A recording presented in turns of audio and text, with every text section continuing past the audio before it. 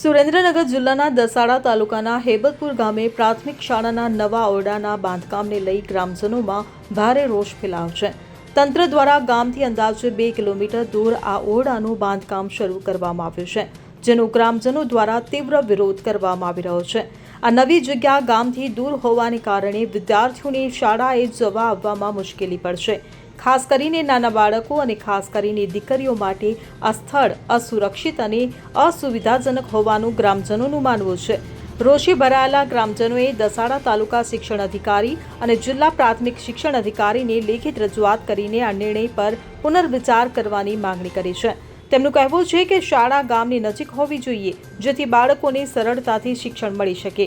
ગ્રામજનોએ ચેતવણી આપી છે કે જો તંત્ર દ્વારા આ મુદ્દે યોગ્ય પગલાં નહીં લેવાય તો આગામી દિવસોમાં તેઓ આંદોલનનો માર્ગ અપનાવશે। આ ઘટના ગામના લોકોની શિક્ષણ પ્રત્યેની ચિંતા અને તેમના બાળકોના ભવિષ્યને લઈને તેમની નારાજગી દર્શાવે છે। હવે આ મામલે તંત્ર શું નિર્ણય લે છે તેના પર ગામના લોકોની નજર રહેશે।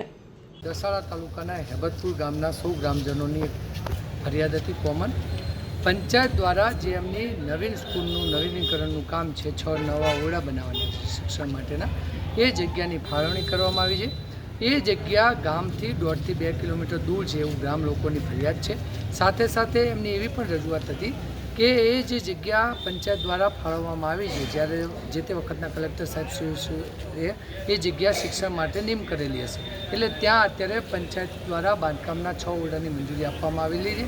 પણ એ જગ્યા એક તો 1.5 કિલોમીટર દૂર છે। ત્યાં વરસાદી પાણી જ્યારે ઉપરવાસથી ખૂબ મોટું વિશાળ પ્રમાણમાં પાણી આવે ત્યારે પાણી પણ આવે છે, ત્યાંથી મેઇન રોડ પણ જાય છે, નજીકમાં રેલવેનો ટ્રેક પણ છે।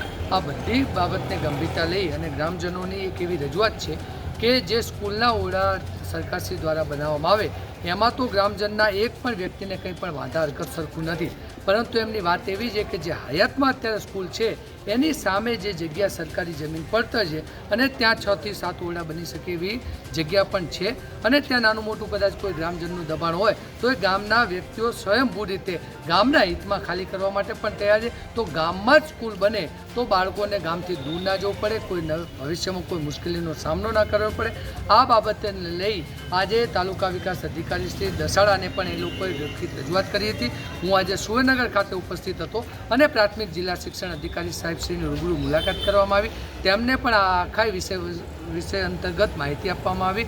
સાહેબશ્રીને પણ અમે લોકોએ રજૂઆત કરી અને અમે લોકોએ નક્કી કર્યું છે કે પરમ દિવસે ગામમાં જ એક બેઠક કરવામાં આવશે ગ્રામજનોની હાજરીમાં। પંચાયતના સરપંચને પણ ત્યાં બોલાવવામાં આવશે અને આખા ગામના બધા આગેવાનોની હાજરીમાં જો કોઈ રસ્તો વ્યવસ્થિત રીતે નીકળે તો ગામમાં જ કાઢવામાં આવશે, અન્યથા અમે બધા ગ્રામજનો 2 કે 3 દિવસ પછી ગામમાં બેસીને રણનીતિ કરીશું અને આ સ્કૂલનું જે કામ છે એ ગામથી દૂર થવાને બદલે ગામમાં જ થાય એ માટે માન્ય કલેક્ટર સાહેબશ્રીને જવાબદાર તમામ અધિકારીઓને લેખિત રજૂઆત કરવામાં આવશે અને જરૂરિયાત પડે તો ગામના બધા એક જણને સાથે રાખી અને જ્યાં પણ જે રીતે અમારે સરકારને આ બાબતે આંખ ઉગાડવી પડે ત્યાં અમે ઉગાડવા માટે સંપૂર્ણ રીતે અમારી પોતાની વાત મૂકવા માટે સજ્જ છીએ। Bureau report CN24 news. હવે જુઓ દેશ દુનિયાની તમામ ખબરો તમારી આંગળીના ટેરવે। ઉઠાવો મોબાઈલ અને Google Play Store પરથી ડાઉનલોડ કરો અમારી CN24 ન્યૂઝ મોબાઈલ એપ।